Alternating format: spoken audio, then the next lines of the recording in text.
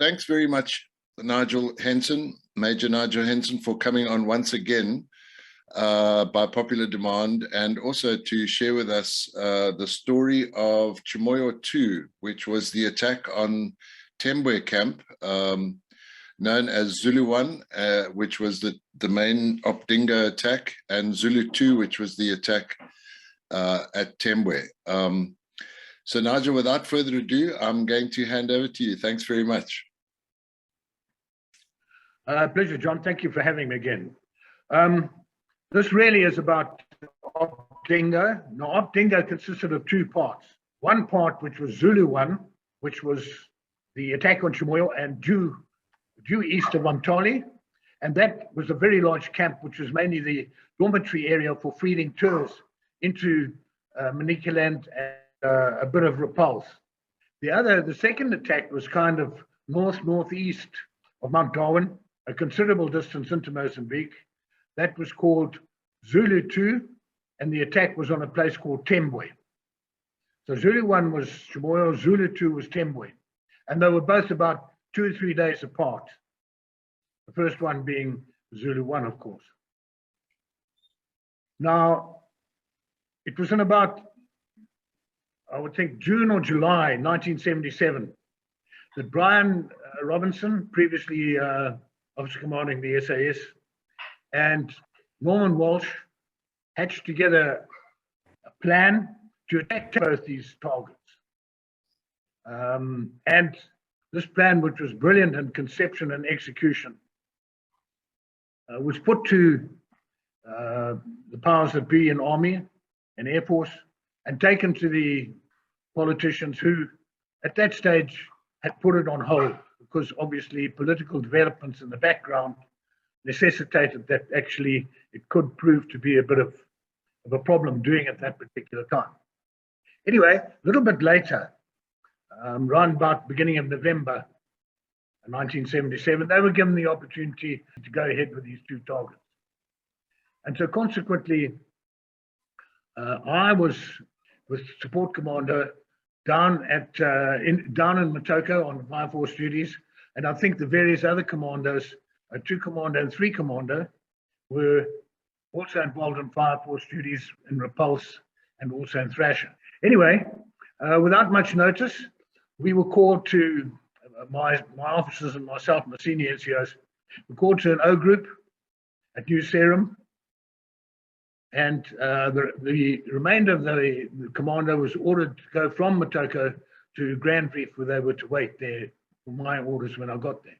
We ended up by walking into this huge, great big marquee on New Serum sports field, with rugby stands up erected all the way around, and this huge, great big model of a camp, obviously a Turk camp, before us. And I sat there with my guys, and also I think I sat next to Jerry Strong whilst this briefing took place. And we weren't told what the target was for that briefing, together with all the senior SAS guys and NCOs, plus a lot of Air Force guys, and we sat in this briefing. And basically, Brian Robinson took us through, I think it was Scotty McCormack, I think, took us through the targets and the target area on the map, on the model in front of us. And then Brian Robinson took over and started giving orders about what was to take place. And I mean, I'm not going to deal with this in any great detail because I think it's been flogged to death. But sufficient to say, I was sitting next to Jerry, and when some of the numbers came up, I was aghast, because on Zulu 1, I think there were 6,000 to 10,000 tours in that camp, and 12 to 1,500 or maybe 2,000 in Zulu 2. And I mean, we'd never dealt with numbers like this before. I mean, the most that anyone had ever taken on was probably 10% of that number at the most. And no, not even 10%, maybe 5% of that number. And so consequently, we sat there with our mouths open while Brian Robinson took us through the target. At the end of it, I said to Jerry afterwards, I said, yes, I don't know what's going to happen here, but there's a lot of gooks there. And he said, yeah. He rolled his eyes at me, and off we went to Grand Reef, where Support Commando were acting as reserve parachutists. We got to Grand Reef, we settled in, and we got ready, 48 parachutists, including myself, to act as a reserve on Chimoio, if in case there was a problem and they needed reinforcements.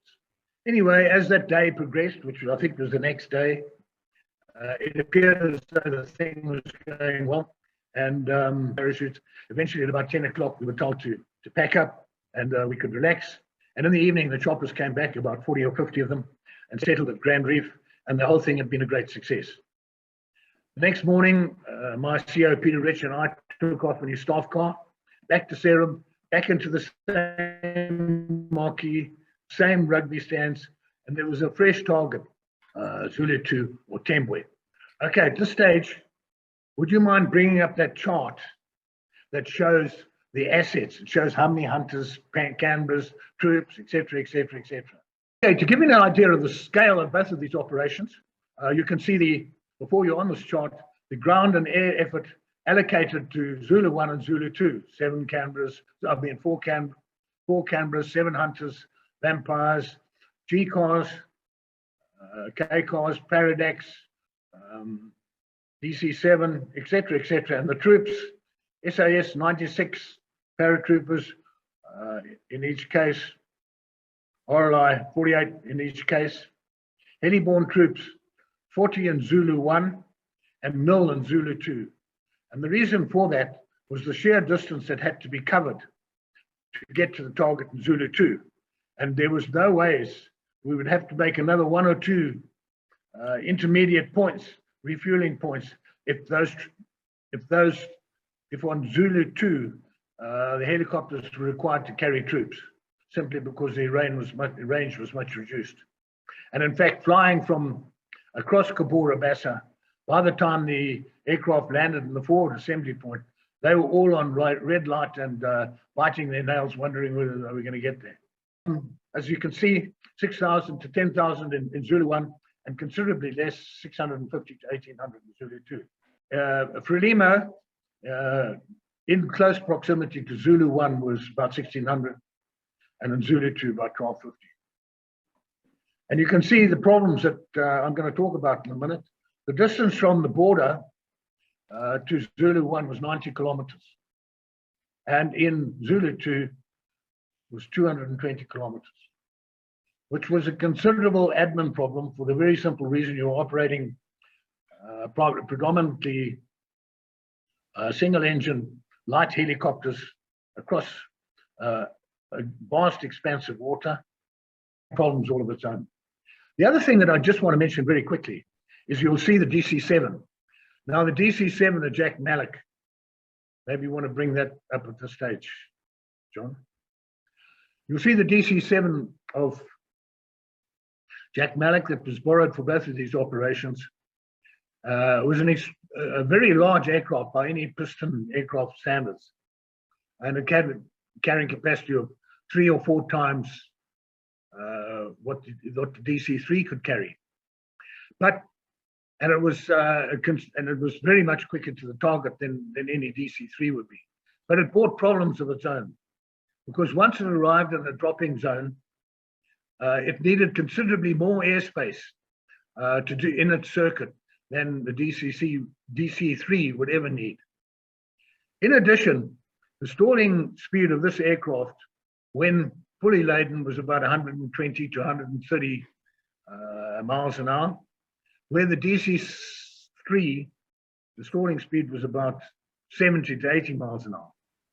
And that posed a number of problems, because the DAC was quite happy releasing parachutists just above stalling speed at about 80 or 90 miles an hour. But the T10 Saviac parachute that we had, it was only guaranteed up to 110 miles an hour dropping speed. And so consequently, the DC-7, whose stalling speed already exceeded the guaranteed opening speed of the parachute, was a bit of a problem. So consequently, inevitably, the DC-7 carried a mixture of drums, fuel drums and troops and other stores. and the stores and the drums had to be thrown out predominantly first, so that the stalling speed of the DC-7 could be reduced to 110 or 115 miles an hour, guaranteeing that when the bodies exited, that it was still within the stalling speed of the aircraft. Okay. Let's now turn our attention to the map you see in front of you on the screen, which was Zulu Two, the attack on ZANLA camp at Tembue. For those unfamiliar with the geography, the Zulu One target, if you look at the compass in the right-hand corner of this map, slightly to the right of that. And if you look at Mount Darwin, then you get the principal features here are Mount Darwin, and then forward of Mount Darwin, going across Cabora Bassa, a helicopter assembly point at Chiswiti, where the aircraft could again refuel. Then another one just short of Cabora Bassa, which was a staging post on the train. And then finally into the target where, as I say, the helicopters would arrive empty of both fuel and passengers. And this was a considerable distance, as I said, primarily 220 kilometers from Mount Darwin and about 470, I think, from Salisbury. Now that posed an awful lot of problems, predominantly fuel. Again, if you look at the map, the chart in front of you, you will see that Salisbury to the target was 460 kilometers, and flying time by helicopter was 270 minutes. That's damn nearly well over 4 hours, probably 4.5, maybe 5 with refueling. Mount Darwin to the target, 295 kilometers, 125 minutes helicopter. Chiswiti to the target, 95 minutes. Mozambique border to the target, 88 minutes, 210 kilometers, etc. But what's really interesting is the numbers on the right-hand side, because to carry out this operation effectively and attack this target, they needed to be pre-positioned at Mount Darwin, Chiswiti, and the train and the forward assembly area. Considerable amount of fuel. In fact, 680 drums in all. Now, I would think that you couldn't even fit 680 drums of fuel on a rugby field. So you can imagine what the logistical problem was, particularly if they all had to be dropped at various points. Okay, in front of you is a large-scale map of the target area showing in the north, Tembue town and Tembue airstrip. The running rough north-south of the river, and Camp A, which is a base training camp with 178 Dagga huts and maybe half a dozen Frelimo and 1,000 guerrilla trainees there. That was to be attacked by only jet effort on the day in question. Moving on slightly south down the river, one gets to Camp B and Camp C, which is the main target area. And there you can see the details of the target. Camp B, 191 Poland Dagga huts, estimated 500 ZANLA trained in that area. And Camp C, maybe 150 trained guarders awaiting deployment in Camp C. In the east of the river and to the east of Camp C would be stops 1 and stops 2, which are 48 troopers of Support Commando under my command, with Mike Webb and Neil Jackson as really commanding the troops on the ground. To the north, 24 SAS under command of Captain Willis, and then to the west of the river, 24 further stops under Bob McKenzie, and further south of that, another 24 SAS stops under Lieutenant Roberts, whilst in the south, 24 SAS troopers under command of Graham Wolf. Okay, so that was basically the plan. And obviously, because of these numerous assembly points and admin areas and that kind of thing, it required a very early start. So at 6:30, 6 paradracks, that's 4 for the SAS and 2 for Support Commando, took off from New Serum, 6:30. And shortly after that, all the G cars would arrive at the train, and the DC-7 would be overhead the train, dropping 20 drums of fuel, and then onto the forward admin area, right very close to the target, where they would drop 60 drums of fuel. At 7:15, the G cars left the train for the target. Shortly after that, the hunters, the canberras, and the vampires got airborne from New Serum for the target. And then at exactly 8 o'clock in the morning, which was HR, the hunters were turned alive, followed by the canberras and the vampires. And at 3 minutes past 8, the K-cars would arrive over the target. And at 4 minutes after 8, the PR with the parachutes were dropped. Let's now turn to the events of what happened that day. The airstrike went in beautifully, exactly 8 o'clock and everything would drop perfectly on target where they should have been dropped, save for myself, where stop 1 and stop 2 should have butted each other on the east of the target. But in fact, stop 2 was dropped way beyond stop 1, and in fact, we never came into contact with them until we arrived in Camp 2, whereas they should have been right next to us, with myself in the middle. Anyway, we exit the aircraft and landed safely on the ground. On the way down, we could see numerous people scurrying underneath us, and fortunately, it was Mapani Veld, where the trees were leafless and quite far apart. So a few of us hooked up in the trees, but basically we all got down without too many problems and adopted a stop line. And the enemy continued to come at us, not in such great numbers, because they now realized we were there and they were looking for other avenues to snivel off into. But I mean, we must have accounted for maybe 40 or 50 while we sat there in that stop line. Then at after about half an hour, when it was quite apparent that no more enemy were coming our way, we were ordered to advance on Camp C, which we did. And along the way, we came across numerous unexploded golf bombs, and the number of enemy, all in various trees, hiding up in the branches, and what little leaves there were left to try and escape the bombing. They fired intermittently at us, as snipers do. But I mean, we managed to pick them off, and occasionally we requested one of the orbiting K-cars to come and help us.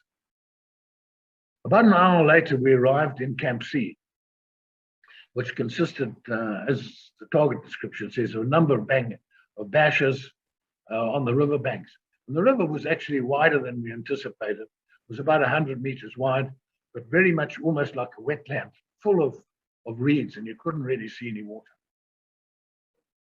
We approached this target and skirmishing all the way, and until we arrived on the river banks, where we reported we were there. And while I was sitting underneath a tree, a big tamarind tree, trying to orientate myself and speaking to other people, my talisman, Russell Phillips, who I always took with me right next to me, because he was my, he had far more courage, he had enough courage for both of us. And he had an MAG and also my radio, so I was quite lightly equipped. He shouted, "Watch out, sir!" And he blasted his MAG into the tree above me, and out fell a number of unfortunates who'd been spotted there. I think 6 or 8 of them, something. Anyway, wasn't the first time that I owed my life to Russell. And on all externals, he would be my right-hand man, looking after me and generally issuing the orders down the line for the guys. We then were ordered to turn right and sweep up the river, the eastern bank of the river in front of us. And we came across, first of all, a number of toilets where some unfortunates had taken to hiding in these open pit toilets. And it was what I would call a pretty shitty end for them, because we dispatched them as we went along. We then came across a fairly large basher with a huge amount of documents in it. And we had to call on the SB, who took them all away and examined what there was. And we then continued up north until we came across a couple of anti-aircraft weapons and mortar or two, I think, 80mm mortar. And then we were ordered to halt and prepare for uplift. And then Colin Willis, who was to the north of us and his SAS stick straddling the river, was ordered to sweep down to us. And that's basically what happened. It wasn't ever a kind of grim firefight that one had experienced in the Chimoio raid, but one had to really keep one's wits about one, because these guys were all over the place.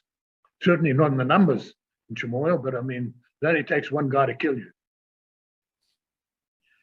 We then were uplifted back to our parachutes, and once we packed them up, they were taken, and shortly after us, back to the forward admin area, which was about 5 or 6 minutes flying time away, and subsequently on to Mount Darwin. A couple of the SAS sticks, I think, stops were left behind overnight in ambush positions, but they were pulled out fairly early the next day. There was no interference whatsoever from Frelimo, who were based at Tembue town. On the way back, in fact, because it was such a long flying time with troops on board the G cars, there was a terrible tropical just south of the train. And so consequently, all these 40 or 50 helicopters coming back were caught up in this thing at various times. And we had a whole helicopter fleet scattered from Centenary through Mount Darwin, Chiswiti, on the train, and various other places at night because of this tropical storm. Anyway, they were assembled fairly early the next day. And I was asked to get in an aircraft that went straight to Mount Darwin, because General Walls was there and wanted to debrief whatever stick commanders he had found on the ground. He asked me how many we'd managed to dispatch to the Promised Land. I wouldn't think it was more than 250, 300 guys, most. But anyway, that's all there were. That's all we did. Subsequently, all the SAS arrived back early the next day, and we set off home. I just want to emphasize again the role of the Air Force in this. They were absolutely magnificent. If you look at the assets available on Zulu 1 and Zulu 2, I mean, they were short of one aircraft, I think. There were 70 odd in Zulu 1 and 69 or something in Zulu 2. I haven't bothered to pop them up. But, I mean, to turn around that amount of aircraft in 2 days and commit yourself to a new target is an outstanding achievement, professionalism and dedication. And some of those engineers and then worked long into the night to turn these aircraft around, and they need to be really congratulated. The other thing is that, you know, these two camps set the template for subsequent operations that were to follow. And it became this parabox kind of thing where helicopter troops, if they were available, would also get involved. But this parabox thing was very much a feature of all subsequent operations. Quite interesting, going back to the briefing, when we'd finished on Zulu 1, Brian Robinson turned at the end of it and said to address to all the RLI guys, and he said, "I'd like to wish the RLI guys good luck because the SAS don't need it." Well, in fact, as it turned out, the RLI guys didn't need it either. And so consequently, there ended the lesson. It was a most successful operation, and all involved acquitted themselves extremely well. Zulu Two was a very much more difficult target. It wasn't so much a question of a military target as so much as a question of administrative exercise to get. Well, thank you very much, Nigel, for your time and really informative overview of the Tembue op. I really appreciate it. Okay, John.